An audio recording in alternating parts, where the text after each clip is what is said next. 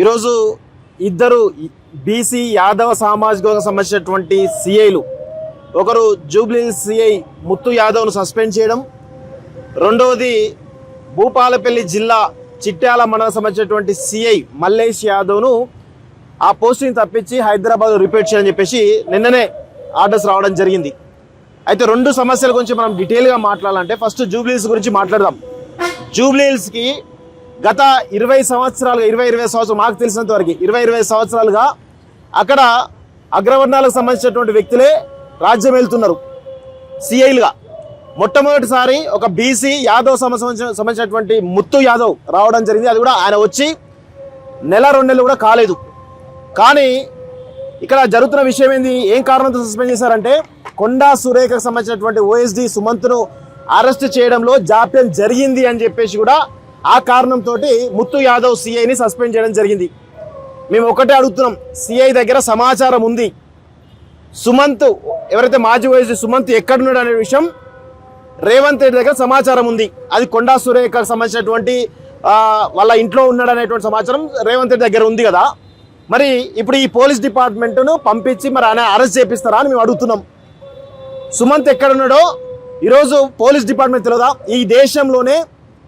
ఈ దేశంలోనే అత్యంత ప్రతిష్టాత్మకమైనటువంటి పోలీస్ వ్యవస్థ, టెక్నాలజీ పరంగా ఉన్న పోలీస్ వ్యవస్థ ఏదైనా ఉంది అంటే అది తెలంగాణకు సంబంధించిన పోలీస్ వ్యవస్థ. మరి ముత్తు యాదవ్ను సస్పెండ్ చేసి దాదాపు 24 గంటలు దాటుతున్నప్పుడు కూడా ఎందుకు సుమంత్ను అరెస్ట్ చేయలేకపోతున్నారు, ఎవరు కాపాడుతున్నారు అని మీరు ఒకసారి మిమ్మల్ని మీరు అవలోకనం చేసుకోవాలి. ఇది కేవలం బీసీ సామాజిక వర్గం సంబంధించినటువంటి ఒక వ్యక్తుల పైన వేటు వేయడానికి కారణంగా చెప్తున్నది చాలా స్పష్టంగా అర్థమైపోయింది.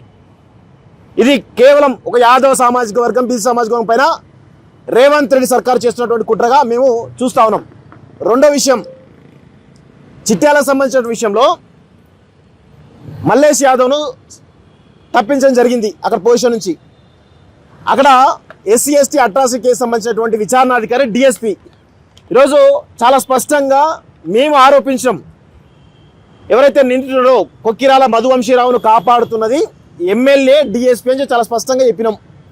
మరి ఎమ్మెల్యే అంటే పక్కన పెట్టాను, కానీ డిఎస్పీ పైన చర్యలు తీసుకోకుండా కేవలం మధువంశీరావు పైన కేసు పెట్టి A1గా చూపించి అదేవిధంగా ఆయన అరెస్ట్ చేసినందుకు ఈరోజు మల్లేష్ యాదవ్ను, ఒక నిందితుని అరెస్ట్ చేసినందుకు మల్లేష్ యాదవ్ను ఆ పోస్టు నుంచి తప్పించినట్టుగా మాకు చాలా స్పష్టంగా అర్థమవుతుంది.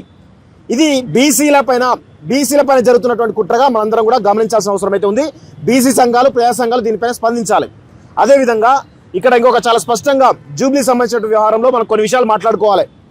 ఇక్కడ ఎఫ్ఐఆర్ ఏది ఓఎస్డి సుమంత్ ఒక వ్యక్తిని కొట్టిండు, ఎవరు గొంగిడి హరికృష్ణ అనే వ్యక్తిని కొట్టిండు అని చెప్పేసి 20వ తారీఖు రోజు, ఏది లాస్ట్ వీక్ 20వ తారీఖు రోజు మేడిపల్లి పిఎస్లో 0 ఎఫ్ఐఆర్ ఫైల్ కావడం జరిగింది. అయితే అక్కడ చాలా స్పష్టంగా గుర్తుపెట్టుకోండి, ఎవరైతే గొంగిడి హరికృష్ణ అనే వ్యక్తి ఎవరైతే కంప్లైంట్ ఇచ్చిండో ఆ కంప్లైంట్ కాపీ నా దగ్గర ఉన్నది. ఒకసారి ఆ కంప్లైంట్ కాపీలో నేను మీకు చాలా క్లియర్గా చెప్తాను. నేను నా మిత్రుడు కిరణ్ కలిసి అని చెప్పేసి 2 సార్లు కిరణ్ పేరు ఆయన ఇచ్చిన కంప్లైంట్లో వాడతాడు. ఈ కిరణ్ ఎవరు అని మేము ఆరాధిస్తే రేవంత్ రెడ్డికి సంబంధించినటువంటి మాజీ పిఏ, ప్రస్తుతం రేవంత్ కోర్టులో కీలకంగా సన్నిహితుడిగా ఉండి వ్యవహారాలు చూస్తున్న వ్యక్తి అని చెప్పేసి మేము చాలా స్పష్టంగా చెప్తున్నాం. రేవంత్ రెడ్డి గతంలో 2021 వరకు కూడా రేవంత్ రెడ్డి పిఏగా ఉన్నాడు. ప్రస్తుతం రేవంత్ రెడ్డికి చాలా సన్నిహితుగా ఉన్నటువంటి కిరణ్ ఎవరైతే ఉన్నారో ఆ కిరణ్ ఆదేశాల మేరకు ఎఫ్ఐఆర్ కాపీలో నేను కల్పితాలు చెప్పట్లేదు, గొంగిడి హరికృష్ణ రాసినటువంటి కంప్లైంట్లో చాలా స్పష్టంగా ఉంది కిరణ్ పేరు. ఈ కిరణ్ రేవంత్ రెడ్డి సన్నిహితుడు. ఈయన ఆదేశాలతో ఈరోజు అక్కడ కేసు కట్టినట్టుగా తెలుస్తూ ఉంది. అదేవిధంగా దీనికంటే ముందు, ఇది ఎప్పుడు 20వ తారీఖు కేసు, దానికంటే ముందు మాదాపూర్ పిఎస్లో హరికృష్ణకు సంబంధించినటువంటి వ్యవహారం ఏదైతే ఉందో, గొంగిడి హరికృష్ణ సంబంధించినటువంటి వసూళ్ల చిట్టా ఏదైతే ఉందో, వసూళ్ల చిట్టా మొత్తం కూడా ఇట్లా అందరి దగ్గర వసూలు చేసిండు. ఎవరి పేరు చెప్పి? రేవంత్ రెడ్డి సన్నిహితుడు కిరణ్, ఈయన ఇద్దరు కలిసి చేసినటువంటి లెక్క ఎంత లెక్క తెలుసా? 1,80,00,000. 1,80,00,000 లెక్క. ఇది కొంతమంది ఇచ్చిన కంప్లైంట్. మొత్తంగా 10 కోట్ల రూపాయలు రేవంత్ రెడ్డి సన్నిహితుడు కిరణ్, అదేవిధంగా గొంగిడి హరికృష్ణ వసూలు చేశారు. ఎవరి పేరు చెప్పి? సుమంత్ పేరు, కొండా సురేఖ పేరు చెప్పి వసూలు చేసి కంప్లైంట్ ఇవ్వడం జరిగింది. ఈ కంప్లైంట్ దానికంటే ముందు జరిగిన వ్యవహారమే సుమంత్ వీళ్ళని పిలిచిండు. ఎందుకురా భయ్ మా పేరు చెప్పి ఎందుకు వసూలు చేస్తారని చెప్పేసి స్థానికంగా ఉండేటువంటి జూబ్లీస్ పిఎస్లో వీళ్ళని ఎవరి గొంగిడి అరెస్ట్ను పంపించడం జరిగింది పోలీసు ఇన్ఫార్మ్ చేసి 30వ తారీఖు రోజు 30వ తారీఖు రోజు జూబ్లీస్ పిఎస్లో అర్ధరాత్రి సమయంలో గొంగిడి హరికృష్ణ జూబ్లీస్ పిఎస్లో ఉన్నాడా? ఎన్ని గంటలు ఉన్నాడు? ఒకవేళ ఆయనకు దెబ్బలు తగిలితే మరి ఎందుకు ఇమ్మీడియట్గా హాస్పిటల్ తీసుకుపోలేదు? ఇవన్నీ కూడా జూబ్లీస్ పిఎస్ సంబంధించినటువంటి సీసీటీవీ ఫుటేజ్ బయటకు తీస్తే అన్ని విషయాలు కూడా బయటపడతాయి. ఎందుకంటే మాదాపూర్ పిఎస్లో దీనికి సంబంధించిన కంప్లైంట్ ఇస్తే కంప్లైంట్ సంబంధించినటువంటి మెసేజ్ వస్తుంది, కానీ ఎఫ్ఐఆర్ ఫైల్ చేయరు. అయితే దీని తర్వాత 18 రోజులకు ఇక్కడ ఎఫ్ఐఆర్ ఫైల్ చేస్తారు. ఇక్కడ మాకున్నటువంటి అనుమానాలు ఏంటంటే రేవంత్ రెడ్డి గొంగిడి హరికృష్ణ అనేటువంటి ఒక ఎవరైతే ఈ మంత్రుల పేర్లు చెప్పి ఒక కొండసులకే పేరు చెప్పి వసూలు చేయలేదు, చాలా మంది మంత్రుల పేర్లు చెప్పి వసూలు చేసిండు. 10-20 కోట్ల రూపాయలు వసూలు చేసి వాళ్ళకి సంబంధించినటువంటి చిట్టా కూడా మా దగ్గర ఉన్నది. అయితే వాళ్ళకు సంబంధించినటువంటి వ్యవహారంలో వసూలు చేసని చెప్పేసి ఈరోజు ఆ వసూలు చేసే వ్యక్తి అక్రమంగా కేసు పెడితే సుమంత్ మీద పగదీర్చుకోవడానికి ఈరోజు రేవంత్ రెడ్డి గొంగిడి హరికృష్ణకు మద్దతు పలుకుతా ఉన్నాడు. గొంగిడి హరికృష్ణ ఎవరంటే పెద్ద ఎత్తున వసూలు చేస్తా ఉన్నాడు.